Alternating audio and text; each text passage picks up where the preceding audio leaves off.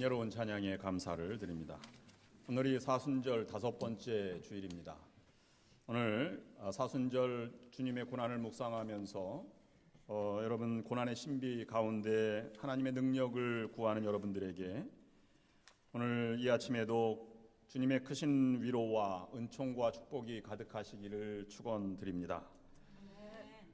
우리 교우도 여러분들은 교회 다닌 연한이 비교적 많으신 분들이 많이 계십니다. 50년 또는 60년, 20, 30년 이렇게 많이 계십니다. 그래서 제가 한번 질문을 하나 던져보려고 합니다. 이 질문에 답하시는 정도에 따라서 여러분의 신앙을 측정해 볼 수 있지 않을까 하는 생각입니다. 그러나 꼭 그렇다고는 볼 수 없지만 꼭 안 그렇다고도 말할 수 없는 질문을 드리고자 합니다. 여러분 스스로 대답해 보시기를 바랍니다. 지금까지 신앙생활을 해오시면서 한 번이라도 이 말씀을 들었다면 여러분 신앙이 어떤 것인지를 평가해 볼 수 있습니다. 지금까지 교회 다녔어? 이렇게 만약에 들으셨다면 그래 역시 교회 다니는 사람이 무언가 달라 신앙생활을 잘 해오고 계신다 하는 증거일 것입니다. 두 번째는 한 번이라도 교회는 다녀? 이런 질문을 만약에 받으셨다면 별로 차이가 없는 세상 사람이나 아니면 교회 다니는 사람이나 별로 차이가 없는 그러한 그저 그런 믿음 생활을 해오고 있는 분들이라고 생각을 합니다. 더 분발하시고 더 하나님 앞에 가까이 나아가셔야 할 것입니다.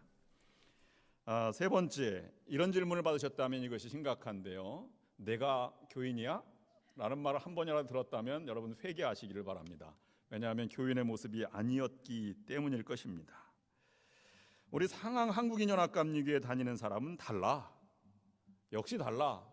이렇게 만약에 평가를 받는다면 우리 교회는 아주 긍정적인 평가와 소문이 나는 데살로니가 교회 같은 교회일 것입니다. 상황 한국인 교회가 다른 교회랑 뭐 별 차이 없어, 세상 사람과 별 차이 없어라고 말한다면 우리는 더 분발해야 할 것입니다. 상황 한국인 교회 다니는 사람이 더해 라는 말을 듣는다면 우리는 교회의 본질을 다시 생각해 보아야 할 때입니다. 교회는 건물이 아니라 믿음의 공동체입니다. 주님을 나의 주님으로 고백한 그런 공동체이기 때문에 또는 증인 공동체 또는 고백 공동체라고 불리우기도 합니다. 주님을 주인으로 모셨으니 우리는 내가 주인이 아닌 주님을 모신 사람은 다른 삶을 살아가야 하는 것입니다. 세상 사람과 확연히 다른 모습이 있을 때 나는 그리스도인이라 라고 말할 수 있는 것입니다. 그의 존재 자체도 달라야 하지만 그의 생각함과 그의 생활도 확연히 달라야 합니다. 여러분이 세상 사람과 다른 확연한 무엇이 있습니까? 우리 교회가 세상과 다른 무엇이 확연한 것이 있습니까? 다시 한번 되돌아보아야 할 것입니다. 농담조로라도 상황 한국인 연합감리교회는 지독한 사람만 모였다며 라는 것을 듣는다면 우리는 회개해야 합니다. 설사 그런 사람이 모였겠습니까마는 우리는 본질을 보다 더 찾아 들어가야 할 때라고 생각을 합니다.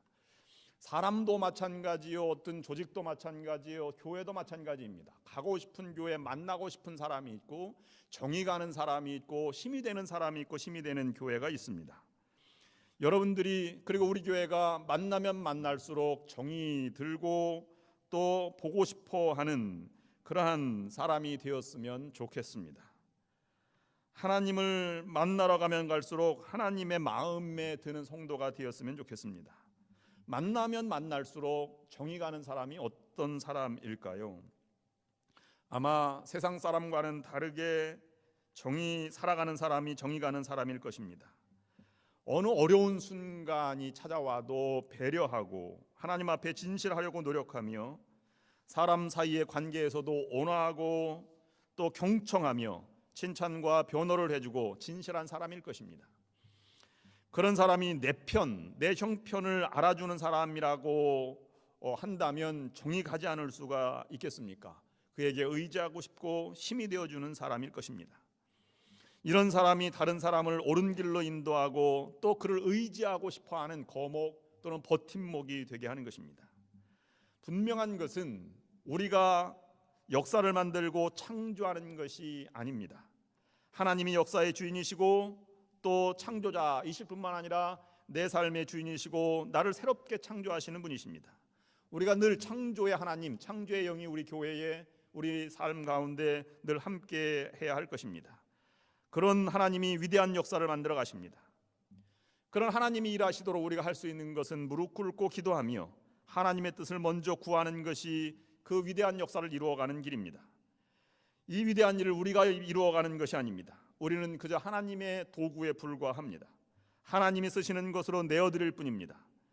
내가 무엇을 할 수 있다는 생각은 교만한 생각입니다. 나는 주어진 상황에 최선을 다하는 것뿐입니다. 내가 선택해서 쓰임 받는 것이 아니라 나는 그저 선택받고 쓰임 받을 뿐입니다.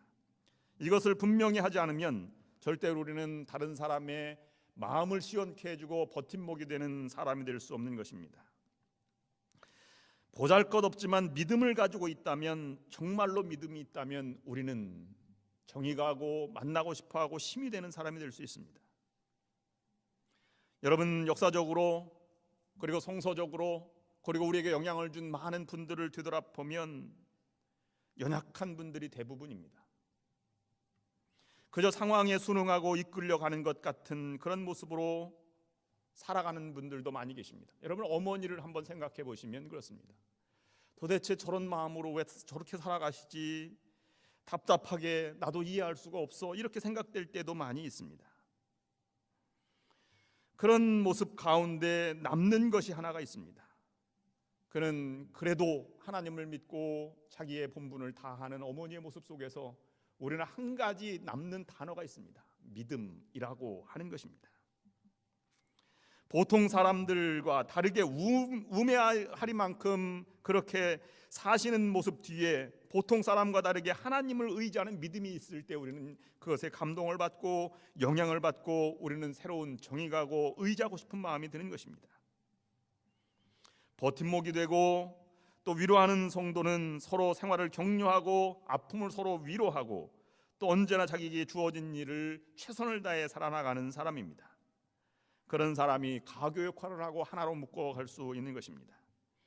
오늘 본문은 이 모습을 우리들에게 그리스도의 모습을 통해서 보여주고 계십니다.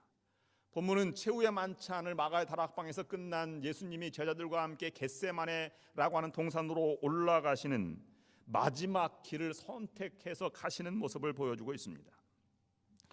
예수님은 겟세마네 동산에서 체포당하시고 신문당하시고 가진 굴욕과 모욕과 천대를 받으시고 그리고 십자가를 지고 골고다 언덕을 향해서 올라가신 것이 마지막 과정입니다.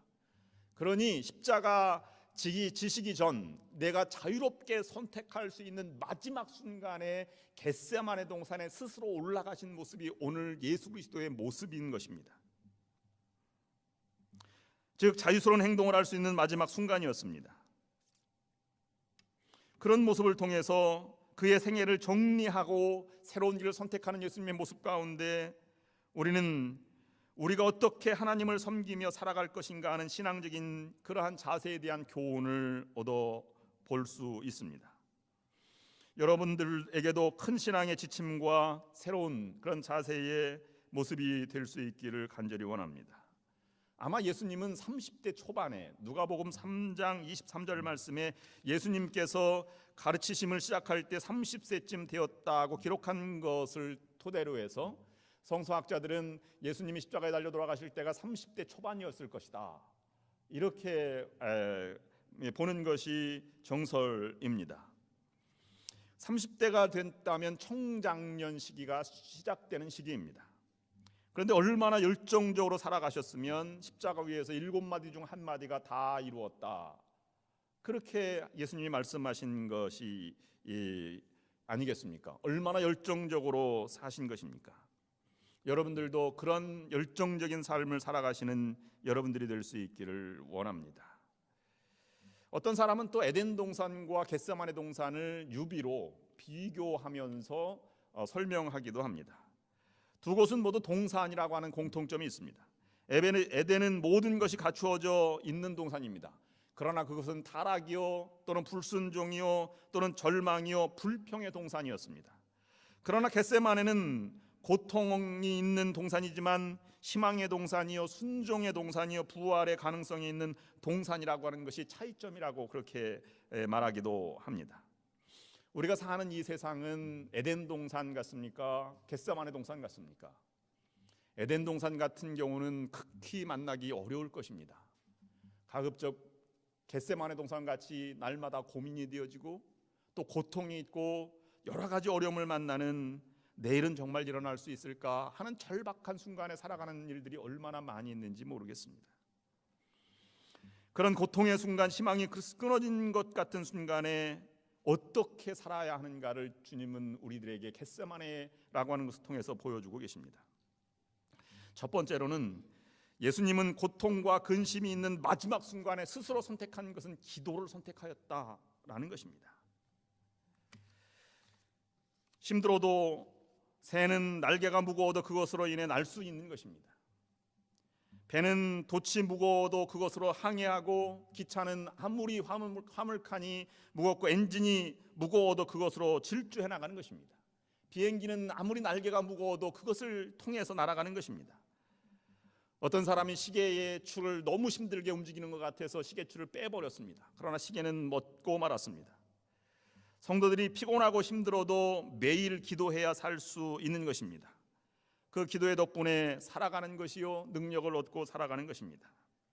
에덴 동산으로 향한 예수님의 발걸음은 마지막 순간에 하나님을 선택하고 기도를 선택하였다는 것입니다. 절박한 순간에 사람을 찾아가 의논하지 않고, 절박한 순간에 가장 안일한 방법을 선택하지 않고 하나님과 대좌해서 마주 앉아 하나님과 기도하는 순간을 선택하였다고 하는 것입니다. 문제 헤어나올 길은 보이지 않았습니다. 오죽했으면 근심과 번민에 쌓였으며 내 마음이 괴로워 죽겠다, 이렇게 본문 말씀에서는 고백하고 있지 않습니까? 바울은 쉬지 말고 기도하라고 말했습니다. 그것은 불가능하다고 말하는 사람은 기도의 이 내용을 잘못 이해하고 있는 사람일 수 있습니다. 기도는 눈을 감는다고, 내 소원을 말한다든지 아멘으로 끝난다고 해서 기도가 끝나는 것과 같은 형식적인 기도만을 뜻하는 것이 아닙니다. 하나님과의 날마다 독대하고 내 마음을 하나님께로 향하는 것이 기도의 연속입니다. 하루 종일 내 마음이 하나님과 초점을 맞추고 있다면 쉬지 않고 기도하는 사람일 수 있습니다. 성경을 읽는 것이 가장 좋은 기도일 것입니다. 찬양을 듣고 찬양을 부르는 것도 가장 좋은 기도일 것입니다. 하나님의 말씀을 주야로 묵상한다고 하는 것과 같이 그렇게 살아가는 것도 아주 귀중한 기도의 순간입니다. 좋은 신앙 서적을 읽는다든지, 아니면 화초를 가꾸며 나뭇잎 하나하나에서 하나님의 모습을 보고 하나님의 음성을 듣는다든지, 아기를 재우며 얼굴에서 하나님의 음성을 듣기도 하는 것이 우리의 삶의 모습이라면 그것이 기도해야 하는 것입니다. 기도원에 가야 기도하는 것으로 한다면 우리는 기도를 적게 하는 사람일 수 있습니다. 오늘 본문에서 보면 예수 그리스도께서 앞으로 십자가를 지셔야 할 이 엄청난 고통을 앞에 두고 겟세마네 동산에 가서 하나님의 뜻을 묻는 그 과정을 우리가 다시 한번 깊이 묵상해 보아야 할 것입니다. 제자들과 함께 올라갔지만 혼자 제자들을 따로 동산에 남겨주고 너희는 여기서 함께 나와 함께 기도하라, 그리고 멀리 떨어져서 기도하는 그 기도의 모습이 하나님과 독대하고 또 하나님과 접근하려는 신앙적인 태도를 가지고 있는 것입니다. 여러분들도 조용히 어느 어려운 순간에도 사람의 생각과 아니면 세상적인 방법을 찾기보다 하나님께 기도하는 것이 먼저 여러분의 선택의 과정이 될 수 있기를 간절히 주님의 이름으로 부탁을 드립니다. 두 번째로 예수님은 기도한 후에 자신의 생각보다는 하나님의 일을 선택하였다는 것입니다. 하나님께 무릎 꿇는 사람은 세파에 흔들리지 않습니다. 왜냐하면 하나님의 일을 선택하였기 때문입니다. 편협하지도 않습니다.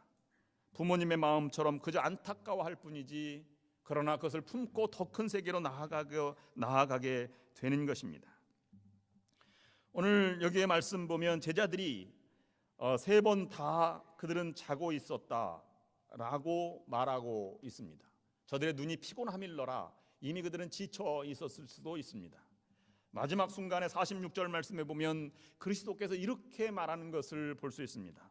일어나라, 함께 가자. 보라, 나를 파는 자들이 가까이 왔느니라. 그럼에도 불구하고 그들을 품고 자신의 길을 선택하고 가는 이 과정의 모습을 통해서 우리는 다른 사람을 의식하지 않고 하나님의 사역을 참여하고 하나님이 부름에 응답해가는 한 예수 그리스도의 인간의 모습을 여기서 살펴볼 수 있는 것입니다. 그것은 자발적인 고통의 길, 형국의 길을 선택해가는 과정이었습니다. 편안한 길을 갈 것인가, 가시밭길을 택할 것인가, 아니면 살아남을 것인가, 십자가의 죽음을 택할 것인가, 타협해서 무사하게 여생을 보낼 것인가, 모욕이 기다리는 좁은 길을 택할 것인가, 그 선택의 기로에서 주님은 괴로워하였다고 하였습니다. 나는 지금 괴로워 죽겠다, 이렇게 제자들에게 솔직하게 고백하는 모습 속에서 그의 고민의 흔적을 볼 수 있습니다. 그러나 곧바로 하나님은 최종적인 결정을 망설이지 않고 내렸습니다. 아버지의 뜻대로 하옵소서. 결국 고통의 길이 아버지의 뜻인 줄 알고 그 길을 선택한 것입니다. 그 고민의 과정은 점점 기도하면 기도할수록 커졌습니다. 그 과정은 37절 말씀에서 고민하고 슬퍼하사 38절 말씀에서는 심히 고민하여 죽게 되었사오니, 이렇게 고백하고 있습니다. 이 고민이라고 하는 말을 헬라어로 루페오라고 하는데 이미 존재하다 또는 완료형으로 이미 고민이 시작되고 사라지지 않은 상태를 가르쳐 말하는 것입니다. 점점 기도하면 기도할수록 극도의 고민의 상태로 빠져들어갔습니다. 점점 많아졌다고 하는 것입니다. 그러나 그 피해갈 수 있는 것일 수도 있음에도 불구하고 하나님의 요청이 너무 크고 그 부름에 응답하는 과정이 너무 당연하기에 그 길을 결단하고 십자가를 선택해가는 과정을 우리는 살펴볼 수 있는 것입니다. 오늘도 많은 다양한 고민들을 우리가 하며 살아갑니다. 고민이 있다고 하는 것은 신앙이 없기 때문에 생겨나는 것이 결코 아닙니다. 살면서 부딪히는 다양한 문제와 사건들로 자연스럽게 생겨나고 마는 것입니다. 이 고민이란 불신자만이 가지고 있는 전유물이 아닙니다. 또 신앙이 없어 생기는 것도 아닙니다. 예수님의 고민은 연약한 인간으로서 예수님으로부터 주어진 십자가를 감당할 수 없기 때문에 고민하게 된 것입니다. 고민이란 하나님 앞에 설 때 해결되는 것입니다. 하나님이 원하는 길이 무엇인지를 가면 그 길이 해결책이고 그것이 의미 있는 삶이 되는 것입니다. 여러분들도 아주 힘들고 막다른 골목에 있다고 생각할 때 하나님께 기도하고 그 기도의 응답대로 하나님을 선택하고 나아가는 여러분들이 될 수 있기를 바랍니다. 감정에 이끌리지 마십시오. 그는 감정으로 많이 북받쳐 올 수도 있습니다.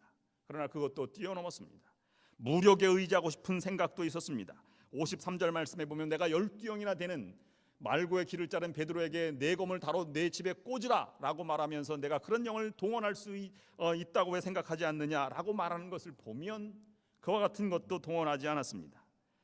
성소의 원칙, 하나님이 원하시는 원칙이 무엇인지를 알고 그 길을 따랐다고 하는 것입니다. 디트리 보네퍼 독일의 히틀러 암살 계획에 참여했다고 하는 것 때문에 처형당한 목사님이 계셨습니다. 젊은 나이에 그는 처형을 당했습니다. 그러나 보네퍼는 미국의 교수 자리를 놓고 조국을 향해서 다시 가는 비행기에서 왜 가야 하는지를 그는 옥중서신에서 자세히 기록하고 있습니다. 그리고 옥중서신에 기록한 것이 이런 대목이 있습니다. 명령에 따라 고통받는 것은 자의로 고통받는 것보다 쉽다. 여럿이 함께 고통받는 것은 혼자 고통받는 것보다 쉽다. 육체적으로 고통받는 것은 정신적으로 고통받는 것보다 쉽다. 그런데 예수님은 가장 고통스러운 자의로 혼자서 정신의 고통, 육체를 모두 포함한 고통을 선택하셨다. 그렇기 때문에 위대한 이 예수 그리스도의 사역, 구원의 사역을 그는 묵상한 글이 나옵니다. 여러분에 있어서 어떤 것을 선택하는 것이 여러분의 바른 선택입니까? 하나님의 부름에 요청하는 것, 큰 뜻을 가지고 나아가는 것이 하나님의 요청에 응답받는 길일 것입니다. 그 길을 선택하는 것이 성공적인 선택의 과정이 되어야 할 것입니다. 마지막으로 그러면 주님께 그런 십자가에 달려 돌아가신 그 선택으로 말미암아 우리가 은혜, 구원이라고 하는 혜택을 누리게 되었습니다. 하나님은 우리도 그와 같은 길을 걸으라고 우리를 부르고 계십니다. 여러분들도 주님의 선택과 삶이 우선순위가 바로 이 세상 사람과 다르게 주어진 것처럼 우리들도 하나님의 은혜, 예수 그리스도의 은혜에 보답하는 마음으로 하나님의 부름에 응답하는 삶을 살아가야 할 것입니다. 그것이 영적으로 회복된 삶의 모습입니다. 부활의 공동체, 증인 공동체라고 불렸던 초대교회 교인들처럼 감격적으로 그 은혜만을 생각하고 살아갔습니다. 현실은 그들은 안중에도 없었습니다. 그것은 곧 하나님이 우리에게 부르시는 것은 내가 정말로 이 세상에 존재하고 고통이 있는 세상이지만 내가 정말 그리스도를 따르는 사람으로 본질이 무엇이냐, 또는 증인 공동체로 교회가 살아가는데 본질이 무엇이냐, 우리를 본질로 돌아가도록 부르시는 요청일 수 있다고 하는 것입니다.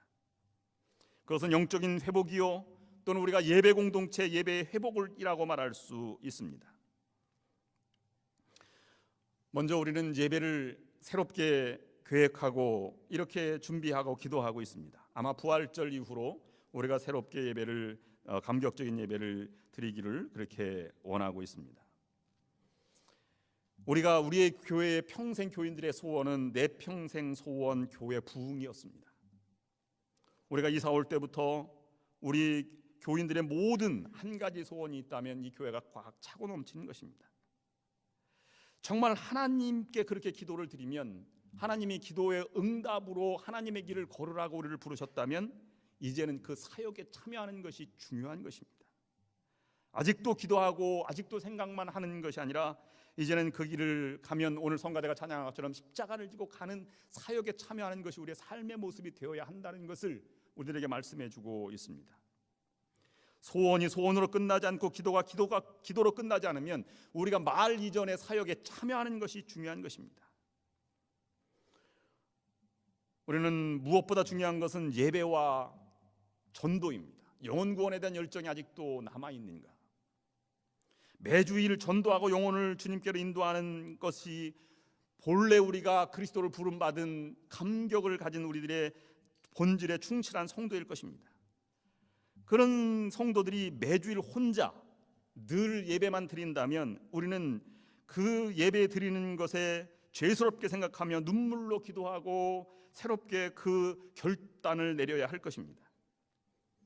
우리는 새로운 교회의 체질, 본질로 돌아가는 교회 모습을 묵상하면서 저는 오늘 말씀을 준비하면서 우리 교회는 적어도 본질로 돌아가기 위한 것이 세 가지가 필요하지 않을까 하는 생각을 제가 해봤습니다.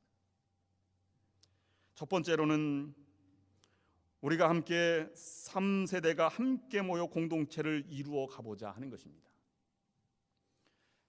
자꾸 우리 교회의 가장 큰 단점이라고 한다면 중간 세대가 없다는 것입니다. 물론 교회 부흥을 위해서 훈련도 받아야 하고 전도도 해야 하고 전도대도 만들고 노방전도도 해야 하고 문서전도도 해야 하고 여러 가지 등등을 많이 생각해 볼 수 있습니다. 그러나 우리가 함께 어우러지는 세대가 되려면 적어도 왜 우리의 중간 세대가 떠나갔는지를 다시 한번 깊이 있게 조망해 보아야 할 것입니다. 정말 우리가 교회 부흥을 원한다면 저는 이렇게 여러분 가능한지 모르겠습니다만은 하나님의 요청이 그렇게 자꾸 들려옵니다. 우리의 가족을 데려오지 않으면 우리 교회가 부흥할 수 있을까? 여러분의 자녀 아니면 주변에 있는 여러분들의 동료 아니면 아직 교회 다니다가 쉬인 분들 이런 분들을 다시 찾아오게 하지 않는 한 새로운 교인이 다시 오게 될까 이런 생각을 해보게 됩니다. 우리가 한번 돌아보면 우리의 가족과 주변 분들을 먼저 인도하는 것이 우리에게 당연한 사역에 참여하는 길이 아닐까 생각을 합니다. 여러분 자녀들을 데리고 오십시오. 그리고 한번 다만 1년만이라도 한번 우리가 신앙생활 해본다면 우리 교회는 달라지게 될 것입니다. 우리들만 자녀가 교회를 안 다닌다면 여러분들만 천국 가시겠습니까? 정말 믿음이 있다면 안타까워하지 않겠습니까? 그걸로 날마다 눈물을 흘려야 되지 않겠습니까? 두 번째 우리가 생각해 보고자 하는 것은 우리가 정말로 다른 사람, 다른 교회, 다니지 않는 사람들, 한인들에게 또는 이웃 주민들에게 오고 싶어하는 교회가 무엇일까? 그걸 만들어 가야 되지 않겠는가? 우리 교회 예배당을 한번 채워보자는 것이 우리의 소원입니다. 이 빈자리 한번 채워보자는 것이 우리의 큰 소원입니다. 그러면 그것을 우리가 만들어가는 일에 최선을 다해야 하지 않겠는가 하는 것입니다. 물론 우리 샌프란시스코가 미국에서 가장 비종교적인 도시 시애틀에 이어서 2위에 차지했다고 하는 보고도 신문지상을 통해서 보았습니다. 그러나 누군가가 찾아오고 싶어하는 그러한 교회 모습을 우리가 간직해 나가야 할 것입니다. 지금까지 외적인 부분들을 많이 준비해 왔습니다. 성전도 새로 이전하였고 또 오디오 비디오 시스템도 새로 하였고 그다음에 오늘 여러분들 예배용 수신기도 새롭게 이렇게 만들어서 주문해서 새로 왔습니다. 잘 안 들리시는 분들도 잘 들을 수 있도록 이렇게 모든 설비가 다 준비되어 가고 있습니다. 또 다른 동식 통역도 다 준비되어 있어서 통역도 준비하고 있습니다.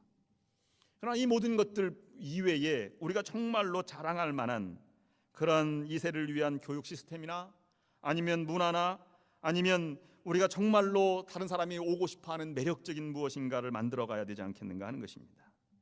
실버 사역이 잘 정착되어 가고 있습니다만은 그러나 다른 모든 것들도 우리가 다시 한번 해 나가 보아야 할 것입니다. 세 번째로 정말로 우리가 하나님께 기도하고 하나님의 부름을 받았다면 주님처럼 십자가를 지는 고통을 우리가 감수한다고 하나님의 일을 사역에 참여한다면 우리는 정말로 전도에 참여하고 선교에 참여하는 자가 되어야 한다는 것입니다. 예배만 드리는 것이 아니라 현장에 나아가서 사역을 위해서 부름받은 자들처럼 사역에 참여하고 전도해보자고 하는 것입니다. 우리 교회는 회의하는 교회가 아니라 전도하는 교회다, 우리는 선교하는 교회다 라고 하는 것이 한번 찾아가 보면 그들의 열정과 감격이 얼마나 높겠는가 하는 것입니다. 이것이 교회의 본질이고 이것이 사역의 현장이 아니겠는가 하는 것입니다. 교우분들이 전도하며 신앙이 성장합니다. 이웃교인들과 함께 교류도 해보고 또 더 나아가서는 배우고 또는 한인연합감리교회 그 지도자 대회도 전국 지도자 대회도 한번 참여해 보면 거기서 네트워크도 형성되고 부흥하는 연합감리교회 모습이 어떤지 그들의 영적인 흐름이 무엇인지 시대의 흐름이 무엇인지를 배우면 우리가 더욱더 더 발전하고 성장되어 나아가지 않을까 하는 것입니다. 이민교회를 지금까지 이끌어왔듯이 우리 교회가 앞으로 이 이민교회를 이끌어가기 위해서는 이제는 민족 독립만 외치지 않고 영적인 흐름도 한번 생각해보고 지도적인 영적인 자세를 갖추어야 하는 것 아니겠는가 하는 것입니다. 여러분, 하나님께서 여러분을 사역의 현장으로 부르고 계십니다. 그것이 아무리 바쁘고 힘들어도 우리가 기도하고 결단한 지금까지의 모습으로 우리를 부르고 있는 것입니다. 해외 선교에도 적극적으로 참여해서 선교지 한번 갔다 오면 우리가 정말로 회개하게 된다고 하지 않습니까? 우리 몽골 선교회 연합감리교 몽골 선교회 선교부와 함께 참여하기로 협의가 되어가고 있습니다. 몽골 선교회 이전에 우리는 해외 개척 선교회를 그렇게 많이 준비해 왔습니다. 근데 우리의 여력으로 해외 개척 선교를 가고 선교지를 거기 탐방하고 하는 거, 그 교회를 세우고 또 매년 가서 단기 선교를 봉사하는 것이 여력이 만만치 않다고 하는 판단이 되었습니다. 물론 앞으로는 그렇게 나가야 하겠지만 우리가 가지고 있을 수 있는 역량은 연합감리교회가 함께 선교하는 사역에 동참하는 것이 우리에게 중요하겠다고 하는 생각을 가졌습니다.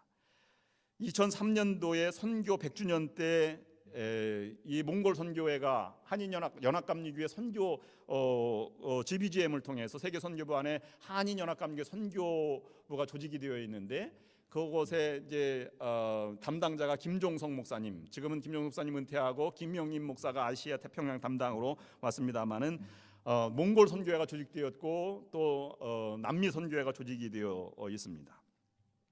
몽골 선교회에 우리 참여하기로 협의를 하고 있다고 하니까 그 몽골 선교회 주재 감독인 박정찬 감독님이 전화를 하셨습니다. 그리고 김명임 목사님도 전화를 하셔서 너무 감사하다고, 우리에게 꼭 필요한 그런 사역이고 기도의 응답이라고 하면서 말씀하셨습니다. 그러면서 이 말씀을 전하셨습니다.